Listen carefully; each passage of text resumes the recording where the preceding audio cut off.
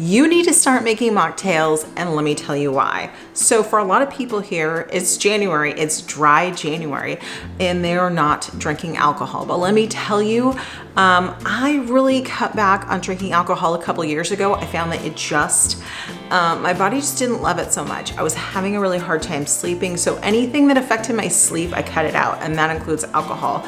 And it's kind of a big bummer because I really loved a good cocktail, but it is worth it for me to sleep more than it's worth it for me to have the cocktail.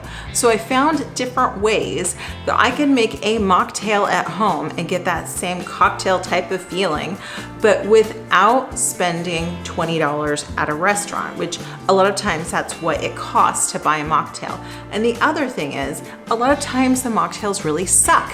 A lot of times the mocktails taste like my son's juice box, and I just spent 20 bucks on it, and it kind of made me mad, as you can tell. So I wanted to figure out a way to make something that was delicious in as little time as possible. Hey, if we haven't met, I'm Victoria. I have a tea company, I have a food blog, I teach cooking classes. I'm all about kitchen inspiration and how to inspire you to eat and drink better things. As the owner of a tea company, it was not a far stretch for me to think that I should put tea in my mocktails. I use a lot of hibiscus, I use a lot of peppermints, I use a lot of things like orange peel, lemon peel in my teas.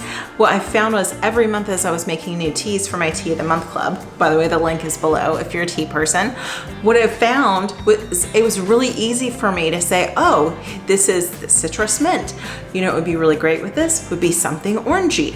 And I was creating new mocktails. If you're not drinking right now, or if you're trying to cut back, or if you're just on a health journey, it can be boring and it can feel like a lot. From enjoying that glass of wine every night to I'm just gonna have water with dinner. And sometimes we need a little something to look forward to. And that's where mocktails come in.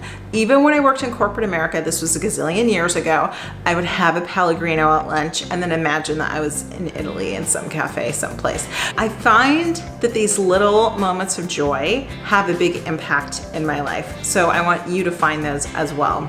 I have a whole book on how to create delicious mocktails. It has 18, 20, I can't remember, of my favorite recipes. Now, one thing I want to tell you is, so a lot of these do have tea. Some of them I show you with fresh herbs, how to use your mortar and pestle to create an amazing drink just with fresh herbs, and that's super fun. But I think that it provides some inspiration so you can go, oh, hey, I have this here in my pantry, I can make this.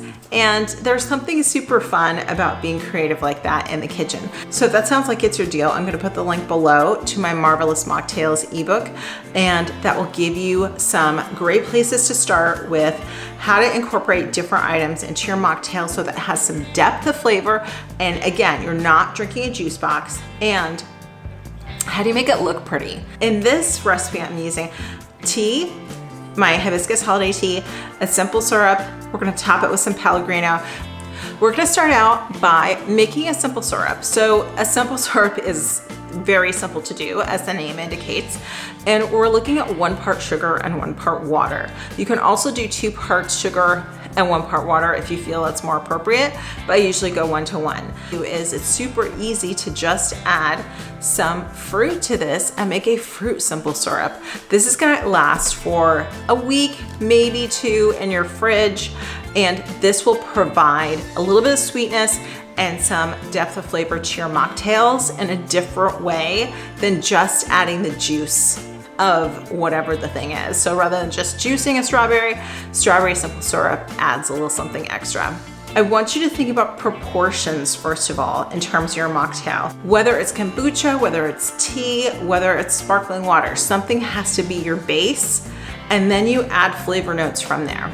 Because if you're like, I'm gonna do an apple cider something, and apple cider is your primary thing, if you don't add depth of flavor and different flavors that complement it, it's gonna end up tasting like an apple juice box. It just really is.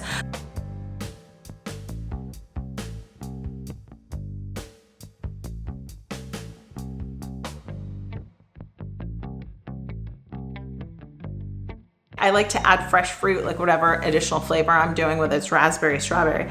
I'll put a little piece of that fruit on the side, on the rim. Or you can use herbs like mint, lemon balm, catnip, things like that that are a little bit different, but are also totally edible and herby. This would be a perfect mocktail for Valentine's Day, so give it a try with something Valentine's Day-ish. I think a strawberry simple syrup would be lovely here with this. You can use a regular hibiscus tea. You can use my Island Vibes hibiscus tea that has a touch of lavender. But regardless, this should give you an idea and kind of a formula to map out mocktails that you want to develop at your place. And remember, I do have my mocktail recipe book. I'm gonna put the link below. Right now it's on special. I wanna say it's $8.88. It is not very much, and it will give you an idea of different recipes that you can use. I can guarantee that you haven't thought of some of these flavor combinations. All right, friends, that's it for me. I hope you're having a fantastic day. If you enjoyed this content, please like and subscribe it and share it with a friend who you think could use a mocktail. And I will see you in my next video.